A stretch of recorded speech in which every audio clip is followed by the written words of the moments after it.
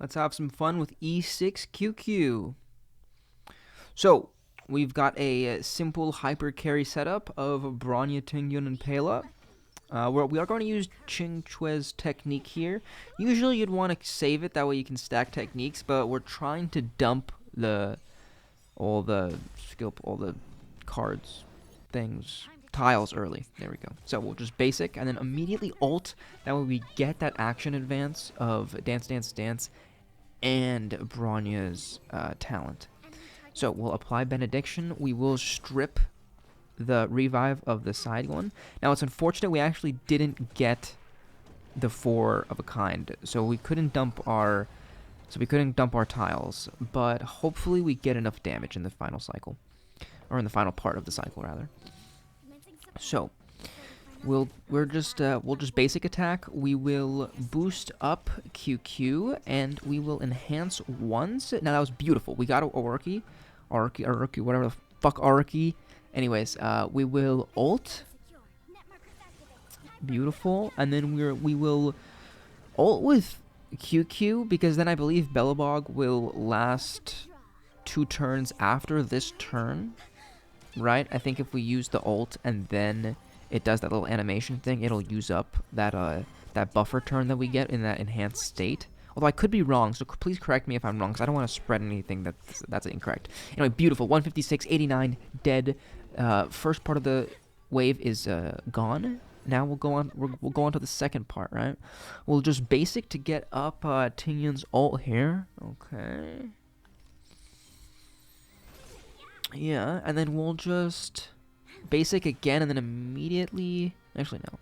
We won't. We'll just skill to build up some more energy.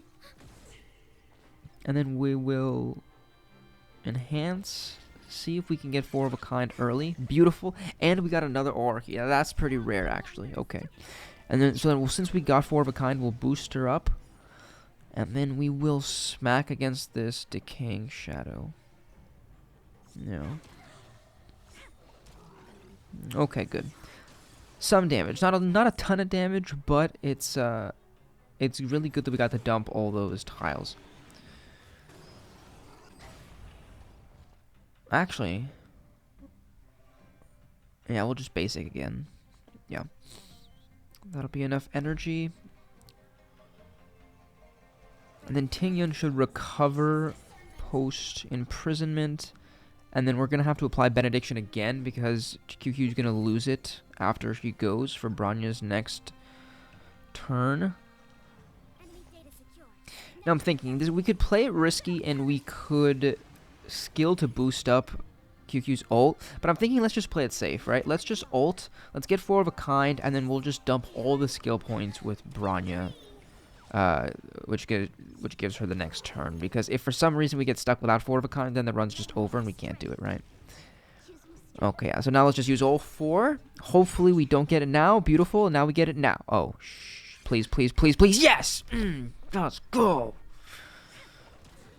Yeah! Oh, yeah. Something about Qque runs. Something about them.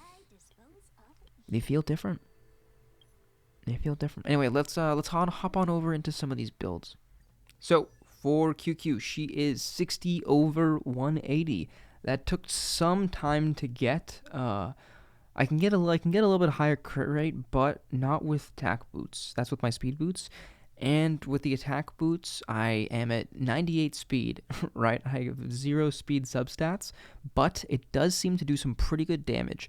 Now, the attack is a little bit inflated, right? Because I am using Genius Repose, so it has that extra 28% that just kind of shows up in the stats, right? That from initial glance, right?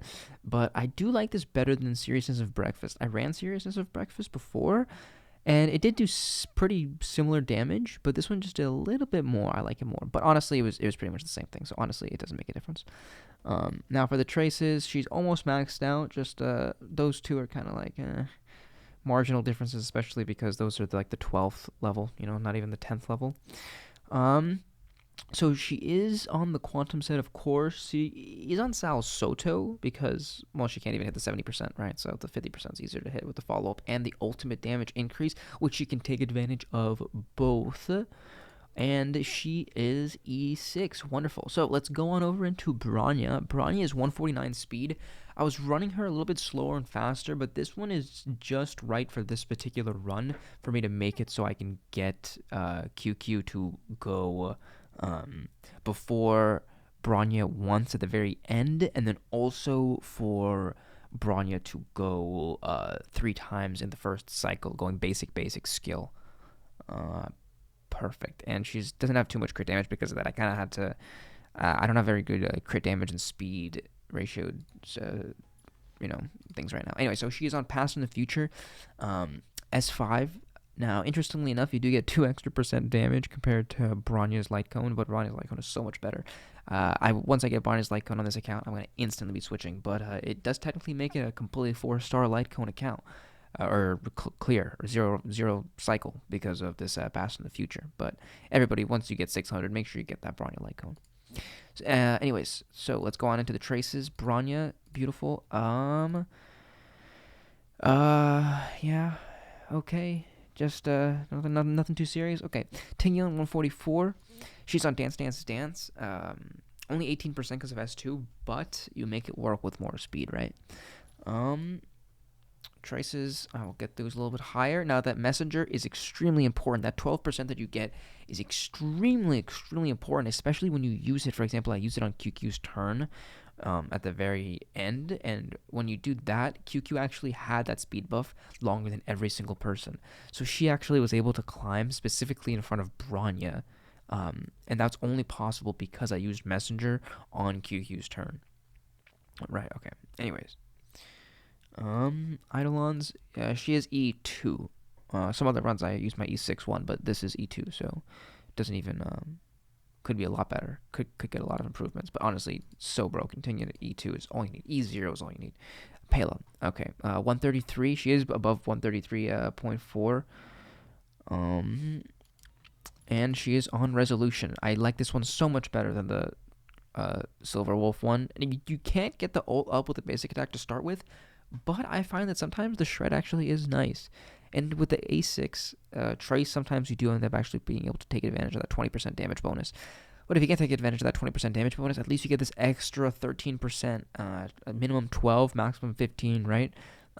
Defense shred. It is really nice. Really nice. And it also makes it so you can activate Pela's talent off her basic attack, right? Because then you can apply a debuff and then you get that energy. Beautiful.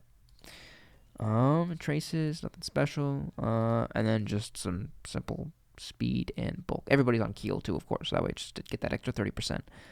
That's beautiful. E5. And yeah, that's pretty much it. Anyways, thanks for watching. I appreciate it. Please subscribe, comment down below any suggestions, any improvements that could be made. And I do have some other characters in the works. I've got a Don Hung, 4-star E6. I've got E2 Don Hung and Bybiter. Maybe some more Jing Liu runs, depending. Yeah. Anyways, thanks. Bye. Adios.